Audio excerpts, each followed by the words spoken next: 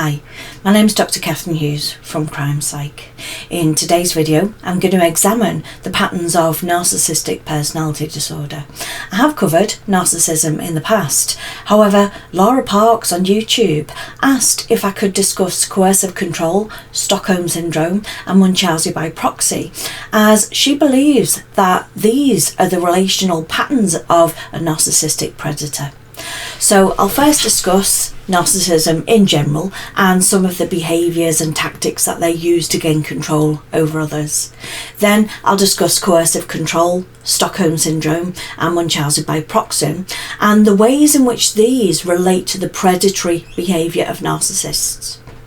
We tend to use the term narcissist quite widely in society these days. People can sometimes flippantly refer to those who appear to be full of themselves as narcissists. However, narcissism, according to the figures, at least the official figures, is a fairly rare condition that only affects about 6% of the population. But these are just the official recorded diagnoses of it. A narcissist is never likely to admit that they are a narcissist. They have a constant flow of people throughout their lives, and so they're not likely to be recognised until the relationship is over. Therefore, the true prevalence may never be known. The Narcissistic Personality Inventory, developed by Robert Raskin and Calvin Hall in 1979, is one of the most commonly used measures of narcissism. Scores range from 0 to 40, with the average person tending to fall somewhere in the low to middle range of those scores. Healthy individuals who score somewhat higher may be perceived as being exceedingly charming, especially on their first encounter with somebody, but eventually comes across as being quite vain and self-centered. Such individuals may have awkward or stressful personal encounters with people, but they still have a fundamentally healthy personality. Narcissists aren't always criminals or abusers. They don't inevitably carry out domestic abuse, and some traits of this disorder can actually be quite positive. They tend to be, or they can be, very charming, well-mannered people who simply have difficulty focusing on anything else besides their own needs. However, I am going to be focusing on the predatory behaviours, which are inherently deviant. Narcissistic personality disorder is a mental condition in which people have an inflated sense of their own self-importance. They have a deep need for excessive attention and admiration. They have troubled relationships and they have a lack of empathy for other people. But behind that mask of extreme confidence, there is often a very fragile self-esteem that's vulnerable to the slightest amount of criticism. A narcissistic personality disorder causes problems in many areas of a person's life, such as relationships, work, school, or financial affairs. People with narcissistic personality disorder might be generally unhappy or disappointed when they're not given the special favours or the admiration that they at least believe that they deserve. They might find their relationships unfulfilling, and others might not always enjoy being around them. Those who have narcissistic personality disorder are in love with this idealised, grandiose image of themselves that they hold. They're in love with this inflated self-image because it allows them to avoid deep feelings of insecurity. They use various tactics to support their inflated ego and their sense of entitlement. It's this need to prop themselves up that brings about all of the negative behaviours. Narcissists do have a constant need to be revered and praised and given admiration. They need this admiration in abundance to protect their fragile psyche. They surround themselves with people who are willing to constantly feed that need in them. These relationships are very much one-sided. It's all about what the admirer can do for the narcissist and never the other way around. And if there's ever an interruption or a reduction in the admirer's attention and praise, the narcissist treats it as a betrayal. They truly believe that whatever they want, they should get. They also expect people around them to automatically comply with their every wish and their every whim. They lack empathy and they view people in their lives as objects that are there to serve a purpose. They can be completely oblivious to other people's needs, and they don't think about how their own behaviour will affect other people. Even if it is pointed out to them that they're using or exploited people, they still wouldn't understand what the problem was with that. The only thing that they understand really is their own needs and desires. When narcissists meet people who are popular or confident, they can feel very threatened, especially if that person has something that the narcissist lacks. They deal with this by putting other people down and treating people with contempt. To protect themselves against feelings of inferiority or shame, narcissists deny their own shortcomings or their cruelties or their mistakes, and they often do this by projecting these shortcomings onto other people. So they might, if they're feeling particularly fragile about their looks, for example, then they'll start to criticise other people's looks. People with narcissistic personality disorder often display snobbish, disdainful or patronising attitudes. For example, they might complain about a clumsy waiter's rudeness or stupidity, or they might, at the end of a medical evaluation, be very condescending about the doctor who's given that evaluation. Narcissists can be very magnetic and very charming though. They're very good at creating a fantastical and flattering self-image that draws people in. Some people are attracted to their apparent confidence and their lofty dreams, and the shakier our own self-esteem, the more seductive the allure. It's easy to get caught up in their web, thinking that these people will fulfill our longing to feel more important and more alive, but it is just a fantasy, and it's a very costly one at that. I'll move on now and just briefly describe coercive control, Stockholm Syndrome and Munchausen by proxy. Coercive control is an act or a pattern of acts of assault, threats, humiliation, intimidation or abuse of others that's used to harm, punish or frighten their victims. This controlling behaviour is designed to make the victim be dependent on the abuser by isolating them from support, by exploiting them, depriving them of their independence and regulating their everyday behaviour. Coercive control creates invisible chains and a sense of fear in a person.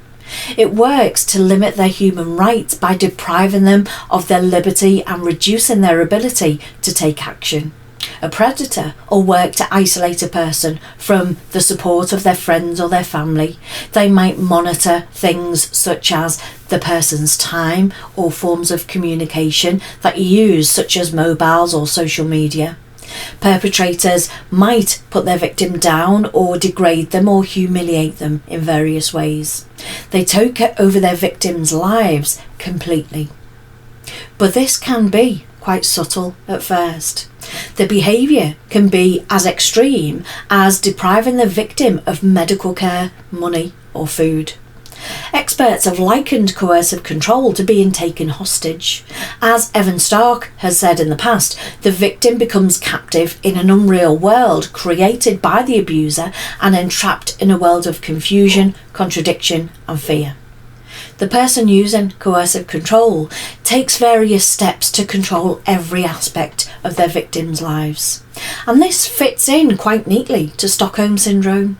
Stockholm Syndrome is a psychological response, and it occurs when hostages or victims of abuse bond with their captors or their abusers. This psychological connection develops over the course of days, weeks, months, or even years of captivity or abuse. With this syndrome, hostages or abuse victims might eventually come to sympathise with their captors. And that's the opposite of the fear, terror and disdain that might be expected from victims in these circumstances. They might even begin to feel as though they share some common goals or causes with them. The victim might begin to develop negative feelings towards the police or the authorities, or in fact anybody who's trying to help them. They might resent anybody who might be trying to help them escape from the situation that they're in. And this paradox doesn't happen with every hostage or every victim, and it's not really clear why it occurs with some people in the ways that it does. Many psychologists and medical professionals consider Stockholm Syndrome to be a sort of coping mechanism or a way to help victims handle the trauma of a terrifying or stressful situation.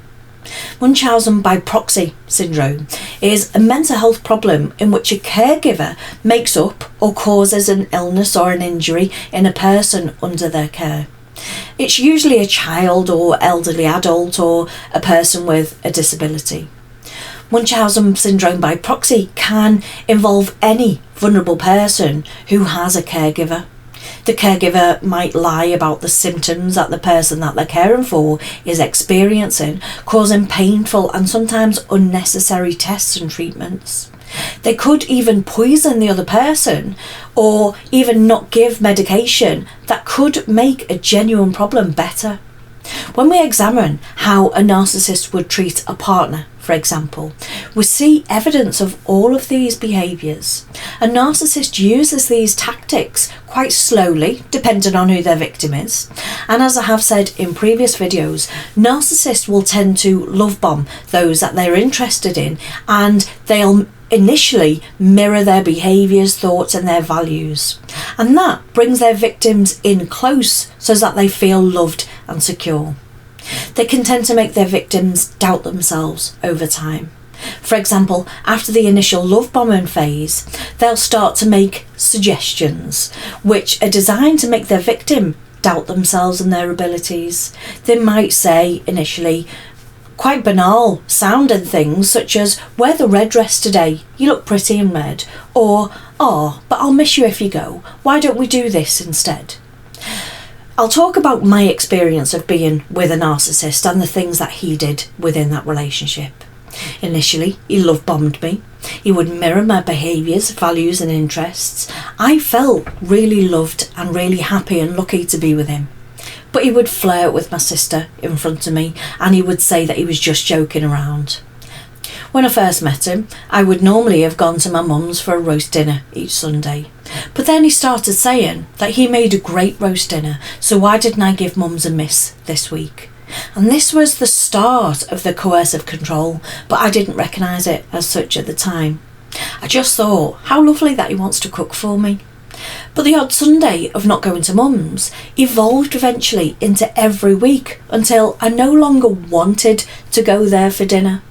You could say that that was the beginning of Stockholm Syndrome, because I wanted to be with him instead of my family. I'd had an operation at the time and I'd had a spine fusion following a motorbike accident. At the time I was so grateful to have him do things for me and to take care of me, but that eventually evolved into him convincing me that I should buy a wheelchair to go out because I was struggling walking. And this was Munchausen by proxy. He convinced me that I wasn't capable of walking around the shops and I had to rely on him then to push me round. He convinced me to set up a joint bank account so that he could help with the bills, but that evolved into him questioning me about how much money I'd spent, where I'd gone and why I did that without him on a particular day. Of course now I recognise that that was coercive control, but didn't at the time. It was quite subtle. He was able to use these tactics because he was so charming and so loving, but he didn't really feel that way. He used and employed these tactics to gain control over me and to keep my admiration for him going to feed his ego. There was, of course, many more instances that I could tell you about, but they're all very similar in that he was slowly working to get control over me and to keep my affection going. He convinced me that I wasn't able to do some of the things that I used to love, all whilst wearing that mask that narcissists have. So, in answer to your statement, Laura Parks, yes, narcissists use coercive control, sometimes Stockholm Syndrome and Munchausen by proxy, in their predatory pursuit of victims. I do hope that you found today's video interesting, more importantly, that you've learned something new from it. It always helps if you could hit the like button. And of course, if you have any comments or you want to share your experience of this, do feel free to reach out to me either in the comments or on social media. Thank you so much for taking the time to watch this video then. Bye for now.